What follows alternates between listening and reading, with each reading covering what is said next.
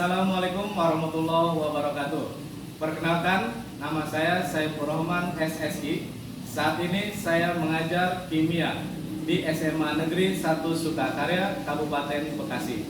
Sekaligus sebagai mahasiswa PPG dalam jabatan kategori 1 gelombang 2 tahun 2022 program studi kimia di LPTK Universitas 11 Maret dengan nomor UKG 201501003247. Saya akan melaksanakan uji kinerja di SMA Negeri 1 Sukakarya. Berikut adalah video praktik pembelajaran saya. Terima kasih. Assalamualaikum warahmatullahi wabarakatuh. Assalamualaikum warahmatullahi wabarakatuh. Waalaikumsalam warahmatullahi wabarakatuh. Apa kabar semuanya? Alhamdulillah baik. Alhamdulillah. Semoga kita semua senantiasa dalam keadaan sehat walafiat dan semangat menuntut ilmu. Amin. Baik, sebelum mulai pelajaran, alangkah baiknya kita berdoa terlebih dahulu. Silakan KM pimpin teman-temannya berdoa. Sebelum memulai pelajaran, alangkah baiknya kita berdoa terlebih dahulu. Berdoa mulai. Doa selesai. Teman salam. Assalamualaikum warahmatullahi wabarakatuh. Waalaikumsalam warahmatullahi wabarakatuh. Baik, Bapak akan memeriksa kehadiran terlebih dahulu. Kelas 11 MIPA 1. Abdul Karim, Hadir Pak. Adian Saputra, Hadir Pak. Muhammad Dede Hidayat, Hadir Pak. Muhammad Julfikri, Hadir Pak. Ayu Nur Safitri, Hadir Pak. Nada Yasar Arafat. Hadir Pak. Ya, terima kasih. Untuk memastikan kesiapan belajar, silakan diperiksa dulu kondisi kelasnya. Barangkali ada sampah di sekitar tempat duduknya, bisa diambil. Kalau sudah bersih, pastikan juga pakaiannya sudah rapi. Ya, alat tulisnya disiapkan.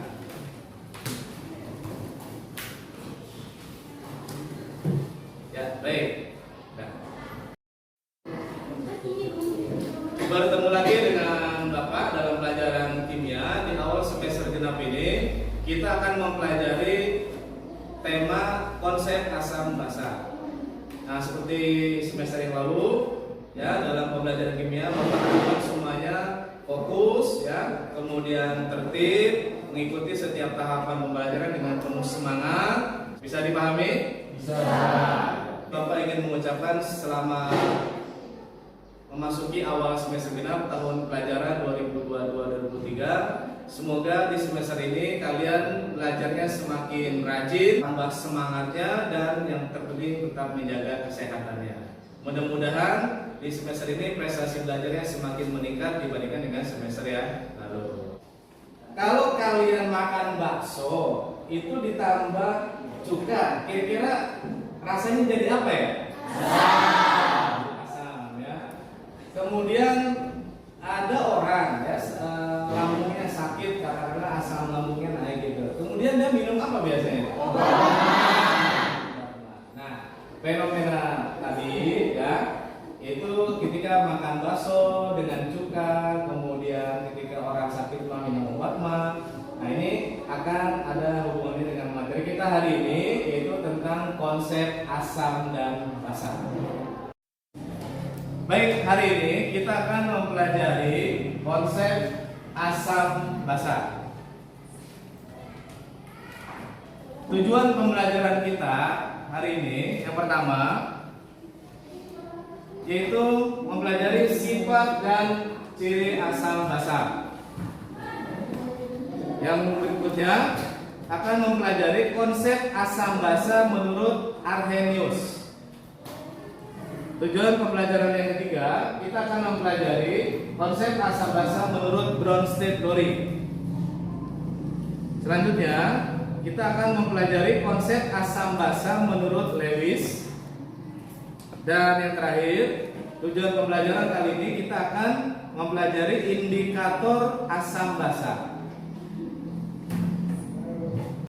Dalam mempelajari asam basa, tentu ini adalah hal yang sangat dekat dengan kehidupan kita sehari-hari, di mana ya nanti kita akan tahu beberapa zat asam dan basa itu banyak yang bermanfaat dalam kehidupan kita. Setelah kita mempelajari konsep asam basa ini, maka wawasan kita akan lebih banyak tentang zat-zat apa saja yang dapat dimanfaatkan dari asam basa dan zat-zat apa saja yang harus kita hindari dari suatu zat asam dan basa.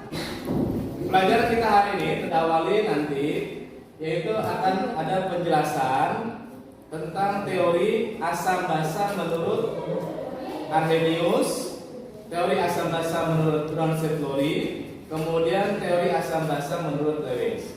Dilanjutkan dengan praktikum sederhana, yaitu menguji suatu larutan apakah dia bersifat asam atau basa menggunakan indikator lakmus merah dan lakmus biru. Baik, simak PowerPoint berikut ini. Pernahkah kalian melihat iklan berikut di TV?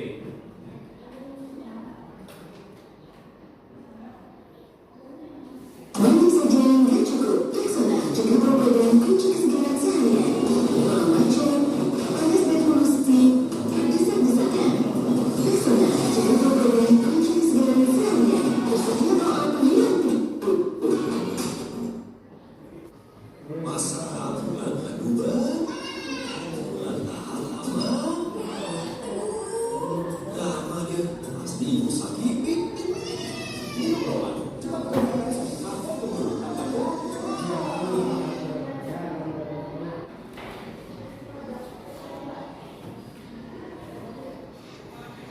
Untuk kemampuan keluarga dan kumahan selama di rumah aja, termasuk di kamar mandi dan toilet. Bersihkan untuk melindungi. Untuk kamar mandi bersih, dapatkan 1,5 botol Harpic ke dalam setengah ember air. Untuk kamar mandi terhindar dari kuman, tuang langsung Harpic, sikat perlahan lalu bilas. Untuk toilet bersih terhindar dari kuman, tuang Harpic ke sekeliling toilet. Diamkan, sikat dan siram. Harpic maksimal membersihkan efektif menurunkan kuman. Pernah melihat ini? Apa? Ya, apa namanya? Ya, jeruk nipis ini adalah salah satu buah-buahan yang dikategorikan mengandung zat asam. Kemudian, ya ini tidak asing ya, air cuka itu mengandung zat asam. Selanjutnya, apa ini? Namanya Milanta, dia adalah obat mah. Ya, di dalamnya mengandung zat asam. Kemudian selanjutnya kue, ya, yang untuk membuat adonan kue. Nah, ternyata sudah kue ini mengandung zat basa. Kalau ini anggur, ya, jelas anggur terang zat yang mengandung asam. Kemudian ya, tomat itu mengandung zat asam. Ya. Nah, benda-benda ini ya baik berupa makanan, minuman, atau juga kosmetik, alat kebersihan, ini tidak asing ya dalam kehidupan kita sehari-hari. Ternyata di dalamnya mengandung zat asam atau zat basa. Percobaan kita kali ini ya, Bapak sudah menyediakan beberapa larutan uji ya, yang nanti akan kita uji dengan lakmus merah dan lakmus biru ya. Jadi nanti tiap kelompok akan mendapatkan masing-masing 8 larutan uji ya, dan juga lakmus merah dan lakmus biru. Silahkan kalian nanti lakmus merah tersebut dan lakmus birunya ya basahi dengan zat yang sudah tersedia, kemudian perhatikan perubahan warnanya. Silakan kalau ada yang ingin bertanya. Ya, Pak. Ya, silakan. Bagaimana cara menguji larutan asam basa yang paling efektif? Baik, terima kasih pertanyaannya. yang paling efektif untuk menguji suatu larutan asam atau basa itu dengan menggunakan indikator pH meter. Selanjutnya, ada yang bertanya lagi? Ya, silakan. Apakah nantinya setiap larutan harus diuji dengan lakmus merah dan lakmus biru? Oke. Baik, ya nanti dalam praktikum masing-masing sampel tersebut kita celupkan dengan lakmus merah dan lakmus biru, sehingga nanti kita akan mengetahui akurasinya apakah dia bersifat basa atau asam dari perubahan lakmus tersebut. Ya, begitu ya, jelas. Apa akan membagi kalian menjadi 4 kelompok. Ini sudah dalam kelompok yang masing-masing ya. Nah, nanti perwakilan kelompoknya silakan ambil ya alat dan bahan yang sudah disediakan, kemudian satu orang mengambil LKPD yang sudah Bapak siapkan. Ya, yang lain silakan untuk mempersiapkan diri dalam kegiatan praktikum. Ya, silakan.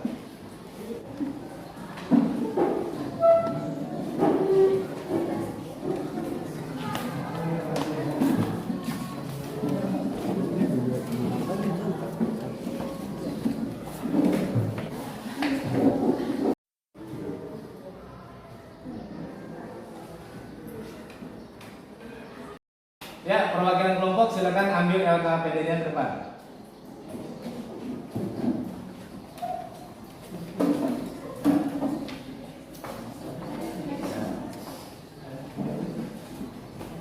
Ya, silakan.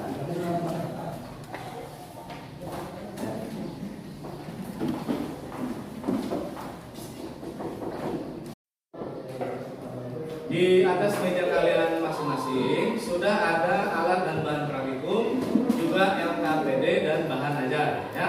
Silakan kalian pelajari bahan ajar dan LKPD tersebut ya.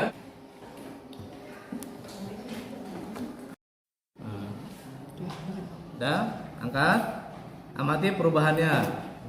Ini lakmus merah ya, dicelupkan ke dalam air sabun. Apakah ada perubahan warna? Berubah ya, berubah menjadi biru. Ya, nanti catat ya. Oke, sekarang coba lakmus merah. Celupkan ke dalam air sabun. Yang satu lagi larutannya. Nah, ini yang sabun ini. Ya. Ya, hati-hati, tumpah. Ya. Angkat. Bagaimana perubahan warna lakmusnya? Tetap, Pak. Dia tetap biru ya, dia tetap biru. Jadi pada air sabun di sini terlihat air larutan merah menjadi biru dan lakmus biru tetap biru ya. Gitu. Silakan dilanjutkan ke larutan yang lain. Paham ya?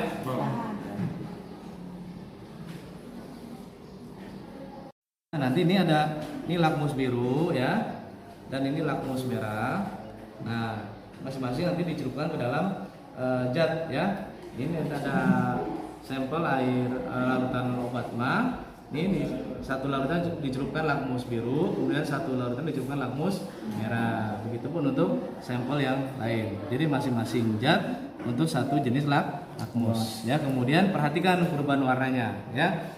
Jadi celupkan hati-hati ya sampai betul-betul basah, terus diangkat. Nah, perlihatkan lihat warnanya, apa dia berubah atau tetap, gitu ya. Nah, ini sampel air batma ya, kemudian ini air jeruk, ini air sabun, ini air mineral ya yang terdapat dalam LKPD ya. Bisa dilanjutkan? Ya, silakan.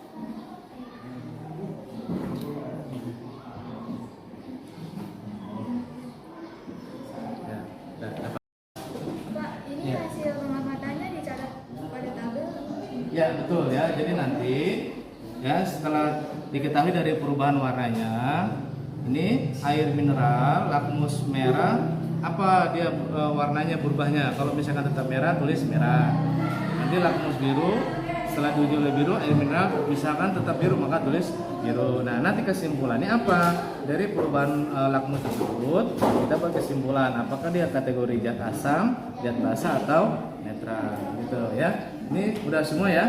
Sudah kan? Sudah didata semua hasil pengamatannya. Silakan nanti dalam kelompoknya diskusikan ya buat kesimpulan. Zat yang kita uji tadi termasuk kategori apa? Zat asam, basa atau netral. Paham ya? Ya. Nah, ya jadi ini datanya sudah lengkap ya. Nanti akan kita sajikan dalam presentasi kelompok ya. Praktikum kita sudah selesai ya.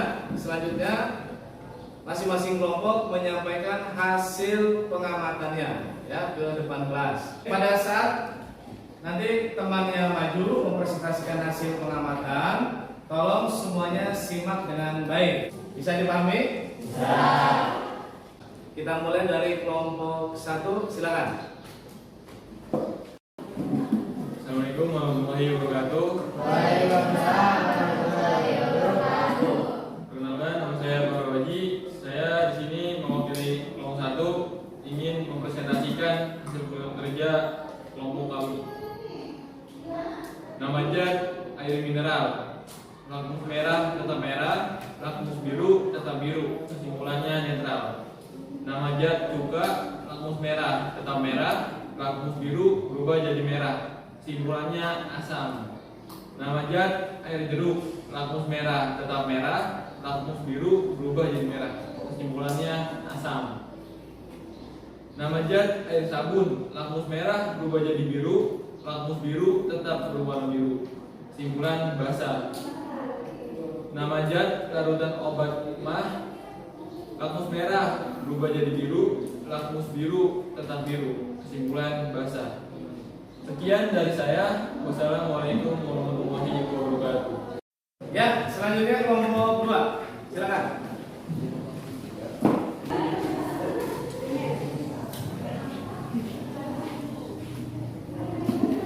Assalamualaikum warahmatullahi wabarakatuh. Waalaikumsalam warahmatullahi wabarakatuh.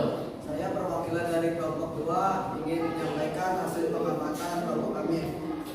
Nama zat air mineral, lakmus merah tetap merah, lakmus biru berubah tetap biru. Kesimpulan netral. Nama zat cuka, lakmus merah tetap merah, lakmus biru berubah jadi merah. Kesimpulan asam. Air jeruk, lakmus merah tetap merah, lakmus biru berubah jadi merah. Kesimpulan asam.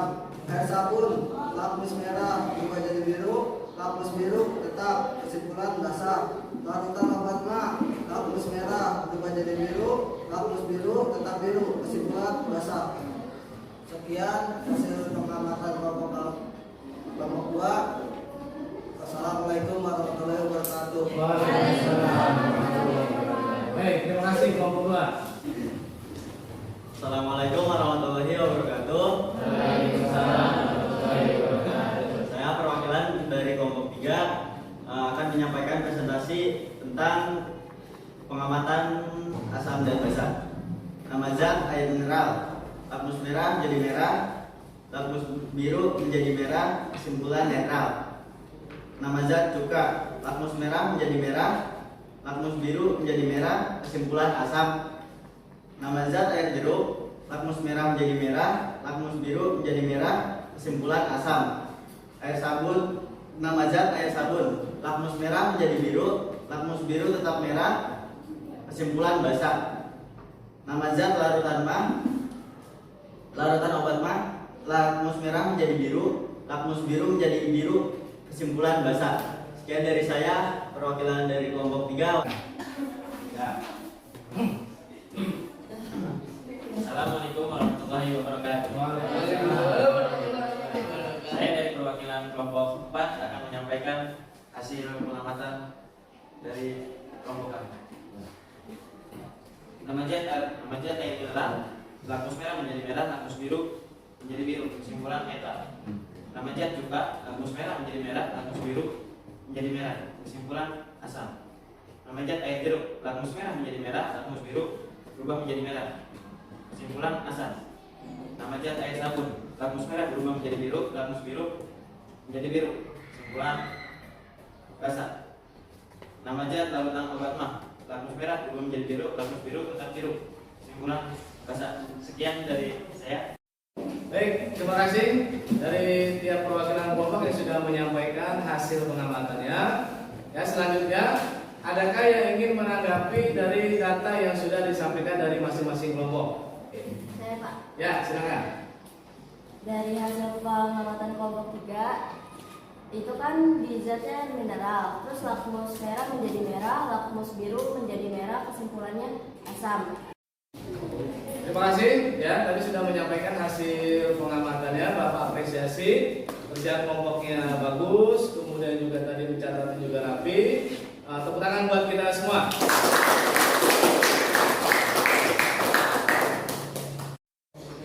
Selanjutnya dari hasil praktikum kita kali ini, silakan kalian lakukan analisis ya datanya, kemudian buat kesimpulan dan juga jangan lupa dalam susun laporan praktikumnya. Dalam reaksi misal ada suatu zat asam HCl ini dilarutkan dalam air aqueous, maka dia akan terionisasi ya di dalam air menjadi ion H+ dan ion Cl-. Nah, inilah konsep asam menurut Arrhenius, yaitu suatu zat bila dilarutkan dalam air aqueous maka dia akan menghasilkan ion H+ di dalam air tersebut.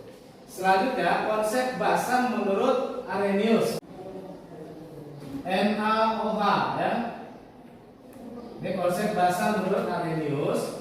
Ada zat NaOH, natrium hidroksida, dilarutkan dalam air, maka zat tersebut akan mengalami ionisasi menjadi ion Na+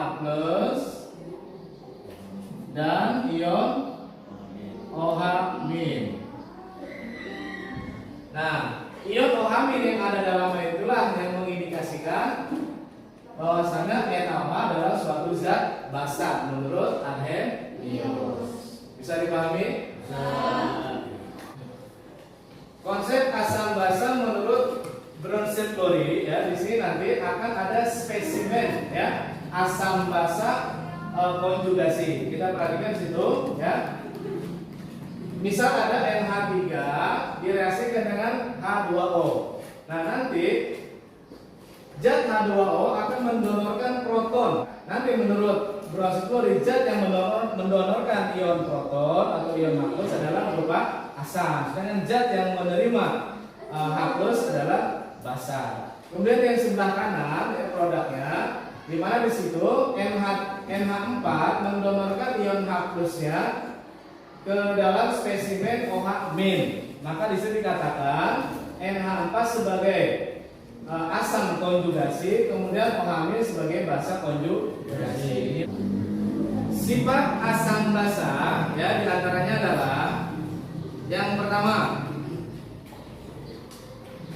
zat asam memiliki rasa asam, sedangkan zat basa memiliki rasa pahit. Ya, tapi ingat, ini tidak disarankan untuk semua zat asam basa untuk kita cicipi ya, hanya ya dalam kategori aman. Ya. Sifat yang kedua, asam bersifat korosif, kemudian basa bersifat kaustik. Nah, ini ya sifat yang kedua. Kemudian yang ketiga, asam bersifat elektrolit, kemudian zat basa juga bersifat elektrolit, yaitu bisa mengantarkan arus listrik. Ya. Kemudian sifat yang keempat, asam memiliki pH kurang dari 7. Kita di rentangnya adalah 0 sampai 7. Kemudian zat basa memiliki rentang pH lebih dari 7, yaitu 7 sampai 14. Sifat yang kelima, nah ini ya, asam dapat merubah lakmus biru menjadi merah warnanya. Kemudian zat basa dapat merubah lakmus merah menjadi biru. Begitu. Inilah nanti akan kita gunakan dalam praktikum kita kali ini, indikator lakmus merah dan biru untuk menguji zat tersebut bersifat asam atau basa. Lalu bagaimana untuk mengetahui suatu zat asam asam atau basa itu yang sangat efektif dan aman. Nah, ada cara ya yang sudah para ilmuwan kembangkan, yaitu dengan menggunakan yang namanya indikator asam basa. Nah, indikator asam basa ini banyak jenisnya, mulai dari yang sifatnya alami, ada yang berupa zat kimia, ada juga berupa alat. Seperti misalnya ini adalah penoptelin. Nah, ini penoptelin ini banyak digunakan orang untuk mengerti suatu zat asam atau basa. Ya, penoptelin ini bila diteteskan pada satu zat berwarna asam, dia tetap akan berwarna bening. Tapi ketika zat ini dimasukkan ke dalam larutan basa, maka larutan itu akan berubah menjadi warna merah. Ini adalah indikator asam basa, salah satunya adalah penoptelin. Selanjutnya ada indikator universal. Ya, caranya kertas tersebut dicelupkan ke dalam suatu larutan yang akan diuji asam atau basa, maka nanti akan menampilkan perubahan warna. Nanti perubahan warnanya dicocokkan pada indikator yang tersedia menggunakan pH rentang 0 sampai 14. Nah, nanti kita akan mengetahui ya dalam pelajaran ini zat asam itu memiliki rentang pH 0 sampai 7. Kemudian zat basa memiliki rentang pH 7 sampai 14. Sedangkan untuk pH sama dengan 7 itu adalah zat netral. Selain itu juga kita mengenal ada indikator asam basa berupa metil merah. Kemudian juga ada bromtimol biru. Juga kita mengenal ada namanya pH meter. Nah, ini pH meter ini sangat akurat sekali, ya. Jadi dengan alat ini akan terdeteksi di angka asam basanya berapa pH-nya. Ya, caranya nanti ada semacam zat apa alat yang dimasukkan ke dalam larutan asam atau basa, nanti akan langsung memunculkan ya angka di alat tersebut 6 atau berapa. Jika muncul angka 4, oh maka zat tersebut bersifat asam ya, karena pH-nya 0 sampai 7. Ketika dicelupkan ke dalam satu larutan ya alat tersebut kemudian muncul angka 10 bisa, maka akan dipastikan zat tersebut bersifat asam karena rentang pH-nya di atas 7. Selanjutnya kesimpulan pembelajaran kita kali ini. Ya, silakan kalian menyampaikan kesimpulan pembelajaran kita kali ini. Ya, silakan. Kesimpulan teori asam basa menurut Arrhenius. Menurut Arrhenius, asam adalah zat yang dilarutkan dalam air akan melepaskan ion H+ atau ion H3O+. Asam basa menurut Brocellori. Asam basa menurut Brocellori adalah senyawa yang dapat menyumbangkan atau memberikan proton ion H+ kepada senyawa lain atau disebut juga sebagai donor proton. Basa adalah senyawa yang dapat menerima proton ion H+ dari senyawa lain. Asam basa menurut Lewis. Menurut Lewis, partikel asam bertindak sebagai penerima pasangan elektron. Selanjutnya kita akan melaksanakan post test ya. Silakan siapkan handphonenya. Link yang sudah Bapak kirim dalam grup silakan diklik ya berupa Google Form.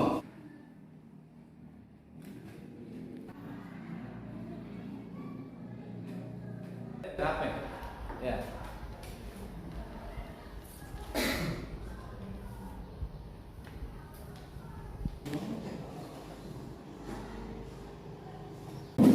Materi selanjutnya yang akan datang yaitu kita akan mempelajari indikator asam basa dan menghitung pH ya, menghitung pH larutan asam dan basa. Silakan dipelajari buku paketnya, kemudian juga LKPD-nya.